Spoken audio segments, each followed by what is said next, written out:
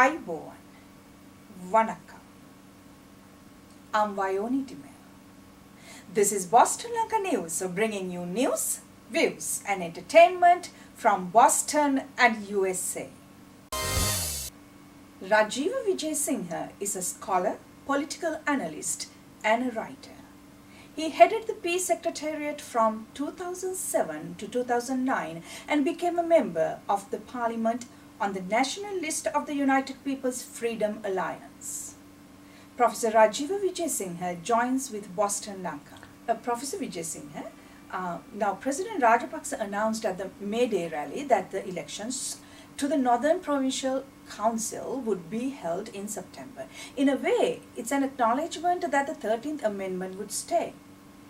We also know that Jatika Helaurumeya and Vimal Veerawansa have begun to make noises against having the Northern Provincial elections. What are your thoughts? Well, I think basically government must always stand by its commitments, and the President had made it clear repeatedly that he stood by the 13th Amendment, and indeed he talked in terms of 13 plus. Now, there is a case for saying that some aspects of the 13th Amendment might make people frightened about possible separatism. I think this was a very real fear when you had the Northeast merger, because the Northeast merger, as it was, set up an arbitrary unit that could see itself as separate from the rest of the island.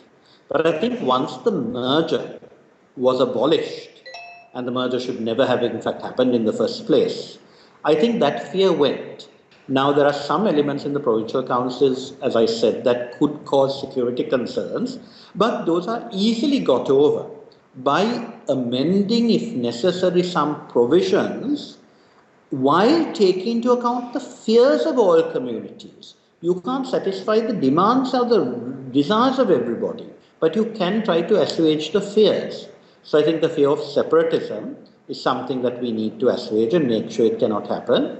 But equally, you need to assuage the fears of the Tamil community that there will be majoritarianism, they will not be allowed to function in their language, their lands might be taken over.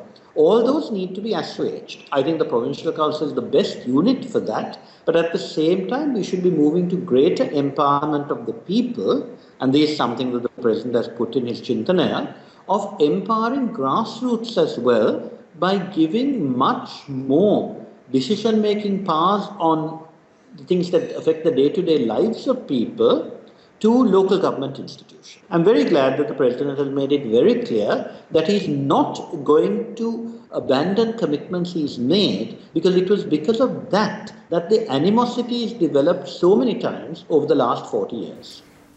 Now let's move on to Sri Lankan foreign policy. You have been a strong critic of Professor G.L. Pires.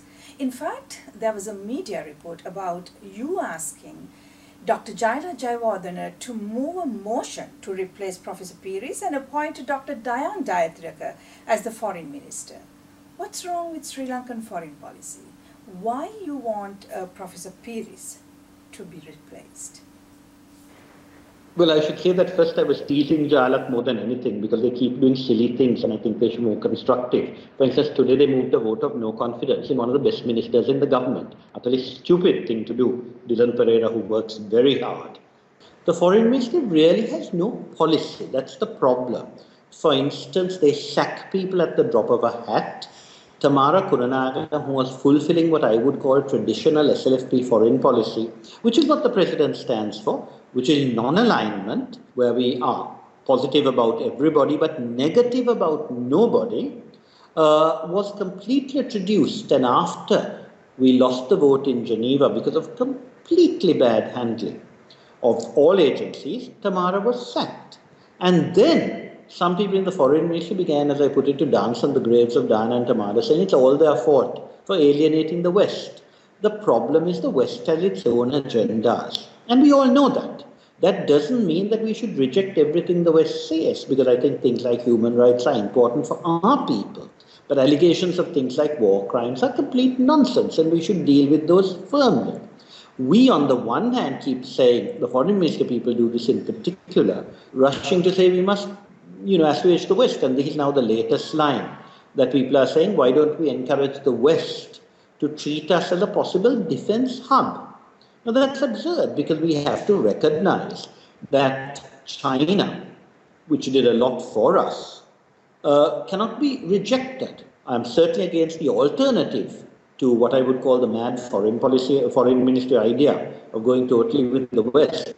The opposite is to go totally with China, which is equally nonsense. And I must say the Chinese have always made it clear to us, this came up very much in our discussion today when we're discussing foreign policy and Sri Lankan approaches to India, China and the West. China has always made it very clear to us that they don't expect an exclusive relationship. They understand the importance of India.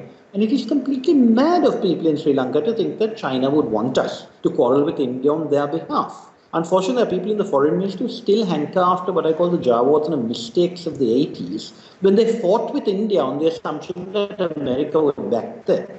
And there may have been elements in America which supported them, and America let them down like a hot potato. So what I think should happen is that we should think things out carefully.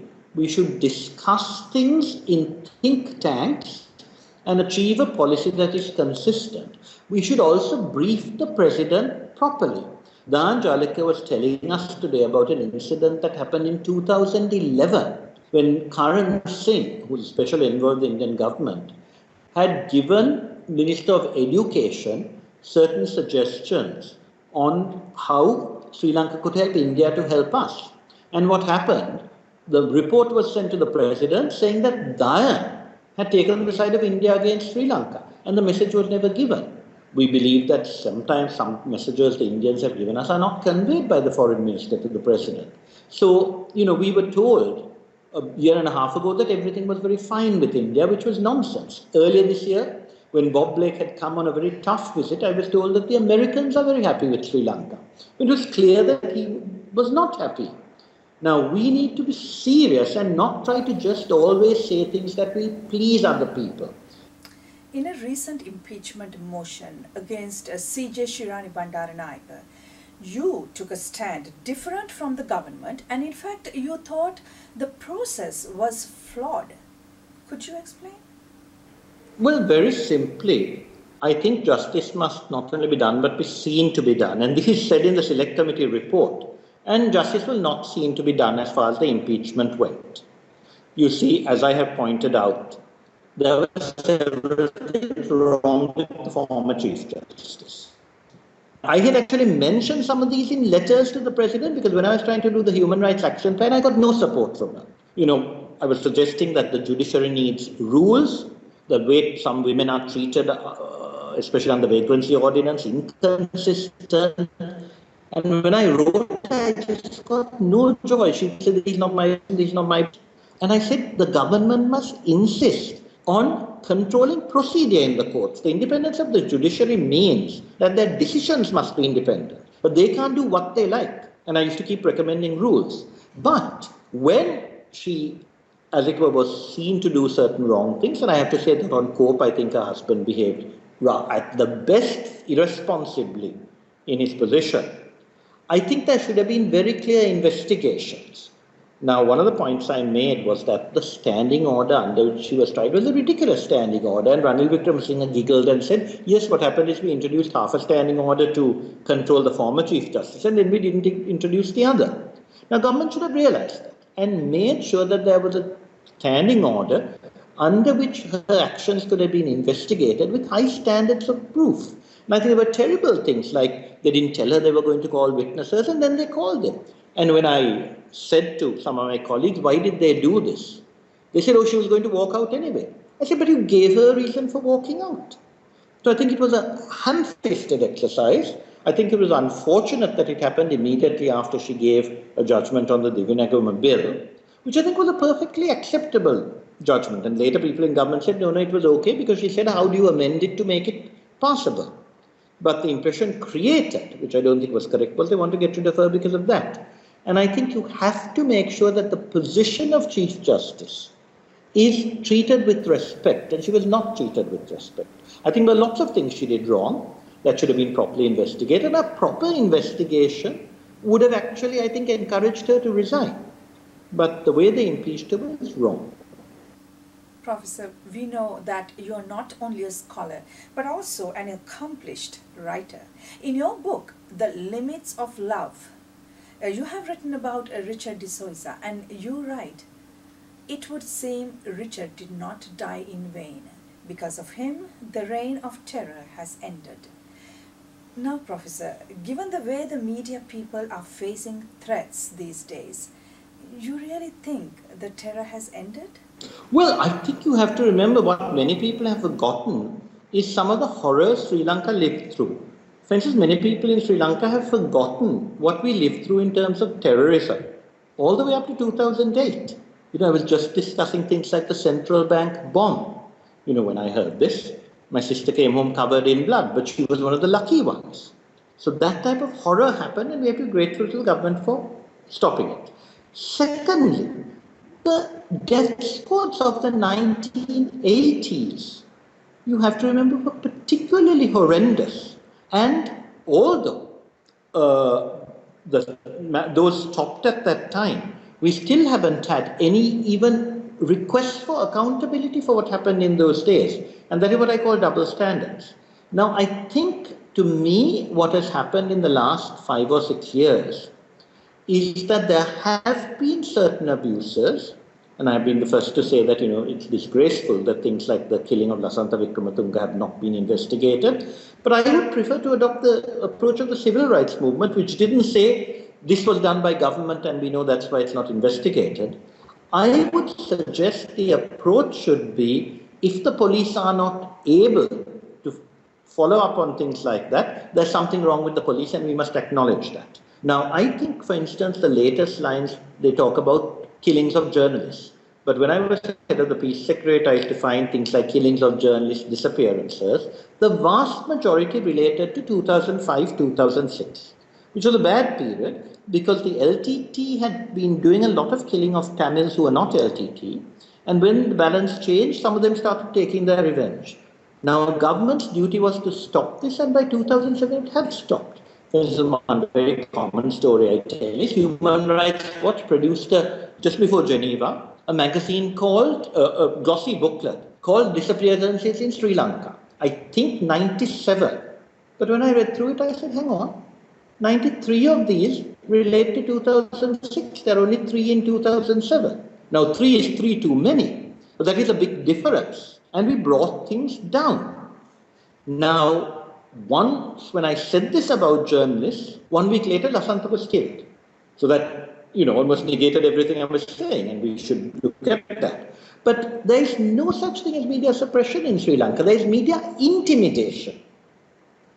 And I think that happens, but the media in Sri Lanka is very free. You compare the criticisms of the government, which are robust, with what happened in the 1980s. There was no free media at all. And one of the factors I always say is that all the people criticize Premadasa. Premadasa had 2 great virtues. I think he inherited a terrible situation, and the first year was awful. But as I said, I think he realized it was getting out of hand, and with Richard's death, the message went out to the death squad, stop now. And I think that was Premadasa reigning in Ranjana Wijesinghe. But Premadasa did 2 things afterwards. One, he never feared elections. Elections after Premadasa were free and fair, comparatively, as compared with the referendum or whatever. Secondly, he allowed the media to open up. People used to say it all happened under Wijesinghe. That's nonsense. All the licenses were given in Premadasa's time. He was a genuine believer in diversity. Now, I think that is also true. One of our tragedies is I think Mahinda Rajapaksa has no fear of elections, and probably he'll win them.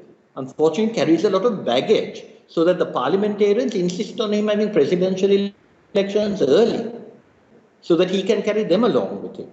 But I think he too recognizes that, like Premadasa, what he is doing is what the people want. What we have to do is try to adjust the policies to make them more accountable and make sure that the cabinet he has actually fulfills what he has suggested in his manifesto rather than going off on trips of their own. Let me ask you one last question, Professor Wijesinghe. You may not be interested in serving as the foreign minister, but if you were given an opportunity to be the Sri Lankan foreign minister, what would you do differently? Well, God forbid that I should be offered the foreign ministry. It was very interesting when I was put into parliament, the Swiss ambassador said, we hear that you're going to be the next foreign minister. And I thought it was a completely mad assumption, because obviously there were more senior people and I thought much better people. Frankly, I now think I could do a better job than most people, with the exception of Sarath Thammanukama, who I think would make a fantastic foreign minister, or Duke Gunasekara, whom everyone trusts. But I think I would do better than other people.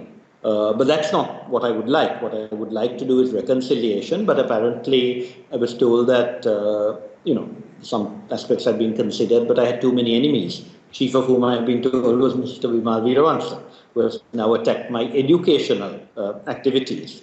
No, what I would do is first re-establish solid relationships with India, because that is clearly what all countries whom we think can make our allies have indicated needs to be our priority. Our relationship with India must be based obviously on Sri Lankan self-interest, but generally India has always stood by us. And I think India doesn't need to have excessive concession. Of course, we must stand by our commitment, and the 13th Amendment and devolution is a commitment, but we have to also make it clear to India that we have serious security concerns, and some of those security concerns have been made more worrying by the activities of the diaspora that the West has supported. We have to make it very clear that we are an Asian country, and therefore we have very, very close links after India with the other countries in Asia. And then we have to also make it clear, though, that we have a very great commitment to the West, because that is what we need to develop our economy, our markets, and entrepreneurship. And in particular, we need, let us say, Western technical expertise in things like education, English, IT training, all of which are vital and which our Ministry of Education is not giving, especially to the rural kids. It's all very well to say we have high educational standards, but when you don't have maths and science and English in rural areas, how can we talk about an egalitarian society? Then I would also set up think tanks. I think we need a professional foreign ministry. I think we need people who can think and produce position papers. Soon after I took over as reconciliation, I asked the Secretaries of Defense and of the Foreign Ministry to send me young people so we could set up a discussion group. Secretary of Defense promptly sent me 6 very bright young men who gave me ideas, 2 from the Army, 2 from the Navy, 2 from the Air Force, very bright, thinking all the time. Foreign Ministry said they were too busy. So this is the type of attitude we have. There is no interest in thinking. And I think that must change. That concludes our news edition. We meet you again with another news edition of News, Views and Entertainment from Boston and USA. Till then, goodbye.